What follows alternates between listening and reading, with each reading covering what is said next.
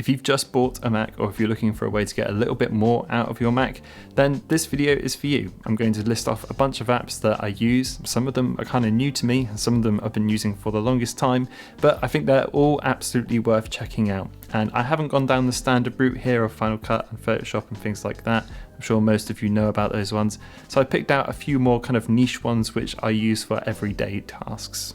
Okay, so the first app I wanted to share with you is one that I've actually been using for a really long time, and it's called Suite FM. This is effectively an internet radio station which plays songs in this kind of ultra summer, late 80s sort of early 90s vibe, and it's just such a wonderful way to throw something on if you're not too sure what to listen to. You get a few channels on it, so the main one is just Suite FM, which is probably my favourite, but there's things like Friday Night Heat, Latest 20 Tracks, Indie Summer, Hangover Club, Tokyo Disco. You can sign in if you want to like tracks and things like that, but that's not really for me, and you can kind of customize it a little bit of colours and things like that. But I like just keeping this really simple. The app is really tiny, as you can see, but I think the website actually does a better example of showing you kind of what the vibe is supposed to be. It kind of gives you this kind of old school operating system, and you can like load in different CDs, and you can even have things like the Pool Suite TV on the go and things like that. I kind of wish a few more of these things were in the app because they're just really cool to have on in the background, and it really does completely sell the vibe. Their kind of other website is just a complete example of this sort of thing, and they've just kind of nailed the design. It's probably one of my favorite bits of online design at the moment. So yeah, that's Pool Suite FM, completely free if you want to use it. You can sign in and stuff if you want to, but perfect for someone like me. I never know what to listen to, and it's usually the first thing I throw on when I put in the office, and it's a nice alternative to just putting on different lo-fi stations. Next up is one that I haven't been using for too long, but I really do enjoy it. It's called Dropover, and it is effectively a way of making copying and pasting or moving files around really, really easy. So let's say you're like really deep into a bunch of folders, and you know you've got some stuff to move around and you're not too sure where it's going to go yet, or if you just navigate to something very quickly and you're like, right, I need to move all of these, but you haven't figured out where they're going to go yet or anything like that.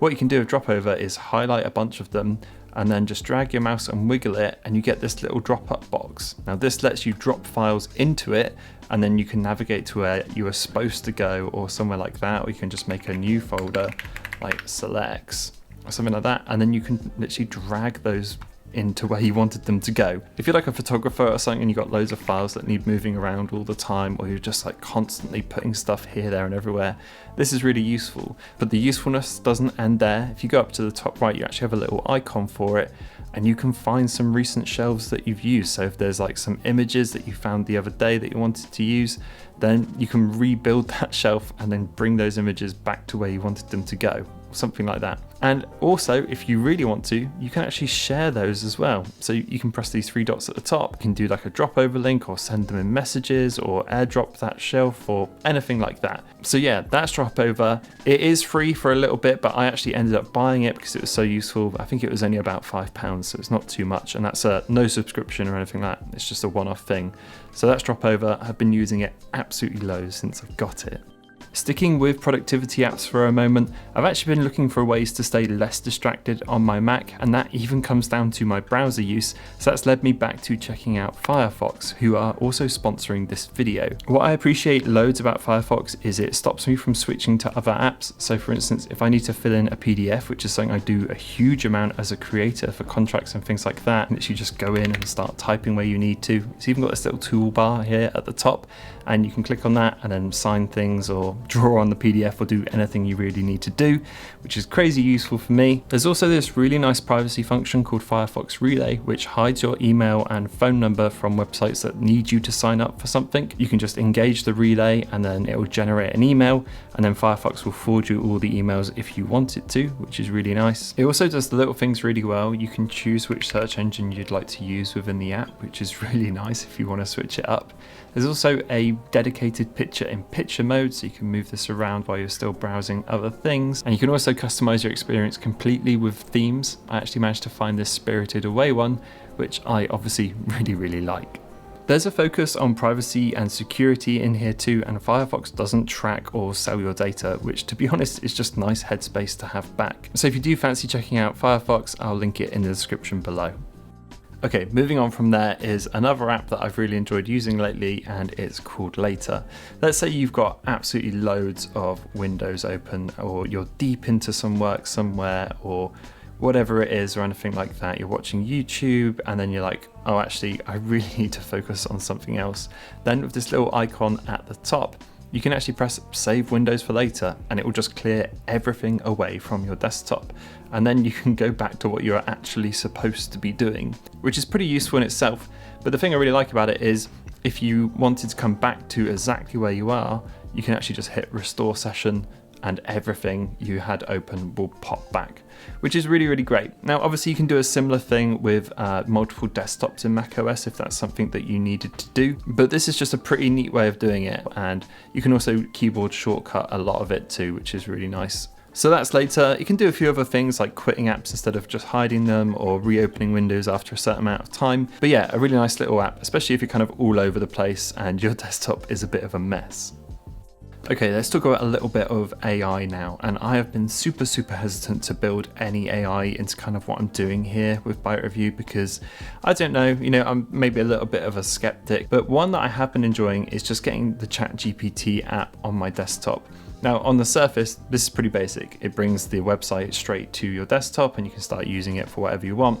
But what I actually like about it is, even if the app is closed, it does install a shortcut. So if you press Option and Spacebar on the Mac, you can message ChatGPT straight away and ask it whatever you want to. As I'm a solo creator, I don't really have anyone to talk to at the office about making content or anything like that. One of the things I like to use ChatGPT for is to help come up with things that I struggle with. So for me, that's YouTube titles. So I can ask it something like that and then it will come up with some ideas. Now, I usually go with my own idea, but sometimes it will just give me an interesting kind of second opinion, which is, again, something I just don't really have here. And the fact that it's on that shortcut and just kind of feels like it's built into the OS is just really useful. So that's another app I've been using lately. It's free again, which is ideal. Okay, for this next one, I saw it and I basically bought it immediately because I just thought it was so awesome. But I'm gonna have to show you on my MacBook rather than my Mac Studio, and that's Alcove. And effectively, what this does is it brings the dynamic island from your iPhone to your MacBook using the notch at the top. And it really is so well implemented that it feels like a first-party feature. So the second you start playing some music or something like that, it will appear in the player at the top here, and you can literally scroll between them by doing gestures and things like that, which is really cool. And you can click it to get a little bit more information and those sorts of things. So not only is that awesome, but it also gets rid of the really obnoxious way that macOS handles like volume notifications. So if you turn the volume up or down, it will actually do that within the notch. And the same goes for the display brightness too, which is just so awesome. I don't know why it's still so obnoxiously big in macOS, but that solves it. And another thing I like too is if you connect something like AirPods or something like that to your Mac, it will actually appear in the bar there as well, and it will play the little kind of animation that it does on the iPhone too. And it's all just so seamless and it feels just right. Not to mention, it also has kind of haptic feedback as well on the trackpad. So when you do stuff, you can feel it kind of click and turn, and it's just awesome. It's really well implemented and it works for any now playing stuff. So if you're watching a YouTube video or something like that, it will show in the top bar there too. There is a free version of it, but it doesn't last for very long, and I ended up paying for it because it's just such an interesting way to see the MacBook work. And I think it was only about £15 or something like that. So I'll leave you with that one, a really cool little one for the MacBook there. Okay, this next app is one that's actually built into Mac OS, and if you're on the latest Mac OS, then this should be hanging around, and it's called iPhone Mirroring. And it basically does exactly what it says on the tin. You load it up and you have complete access to your mobile phone, which is awesome. Now you might be thinking, why on earth would I need this? Why can't I just pick up my phone? Well, the fact is you can actually get stuff from your phone and drag it directly onto your desktop. So if you took a picture of like your cat the other day and you wanted it on your desktop and not on your phone, then you can literally just drag it over. And the same thing goes both ways. If you want to put stuff onto your phone, you can do that too.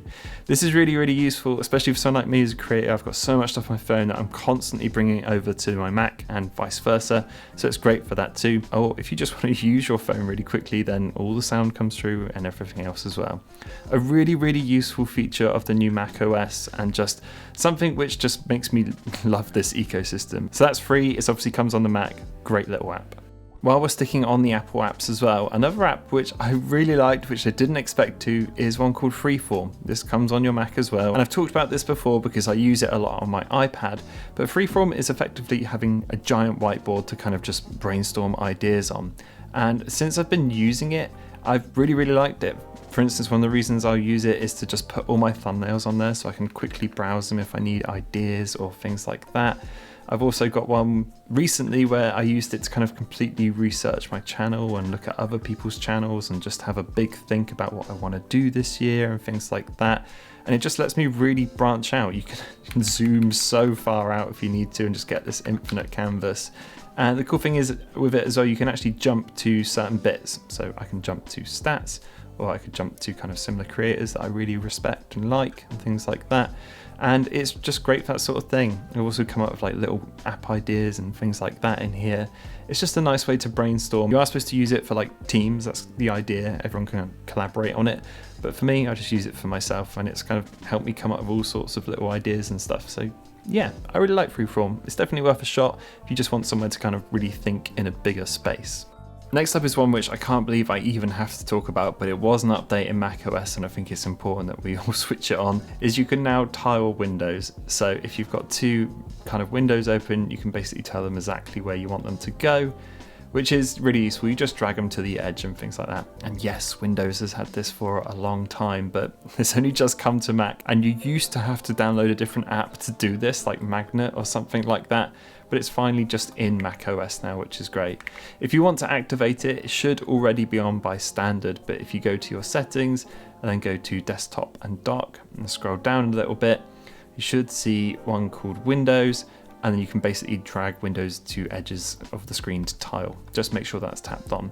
Also, make sure this tiled windows have margins is tapped on as well, otherwise it will be really kind of close and not very fun to use at all. So it's kind of like, it doesn't give you any space either side, and I much prefer it with a bit of space either side, so make sure that's toggled too. But that's something you should absolutely switch on, which is great and well worth having. Moving on from there, I've got a few little features for the toolbar which are really useful. First up is one that's really basic, and it's just called Hand Mirror. You may have even seen some other people talk about this, but this is a little icon which sits at the top of your Mac desktop. You click it and it quickly activates your webcam so you can see how you're looking. And it's really useful if you're jumping in and out of video calls a lot, or if you just want to quickly check your surroundings to make sure that things are kind of okay, or make sure you haven't got anything silly on your face or anything like that. A really basic app. This one's free, which is great. I think you can pay for it if you want some extra features and things like that, but you don't really need to. It's just as simple as that. So that's Hand Mirror. Next up is a way to make copy and pasting better on Mac. And look, we all know how copy and paste works. You grab something, you copy and paste it, and it's as simple as that. You get a paste of it. Or you can do it with text or whatever you like. And sometimes if you're like me, you're copy and pasting all the stuff at the time. Sometimes you paste something you don't expect because you've copied something new since then.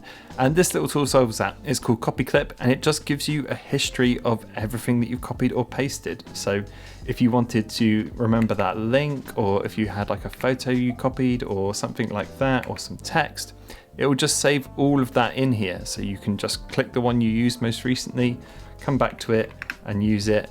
Or if you wanted to go back and get the text that you had, you can copy and paste that and pop that into wherever you need to or something like that. Really simple little tool, really useful as well. Okay, next little tool which will really help kind of tidy up your desktop is one called Hidden Bar.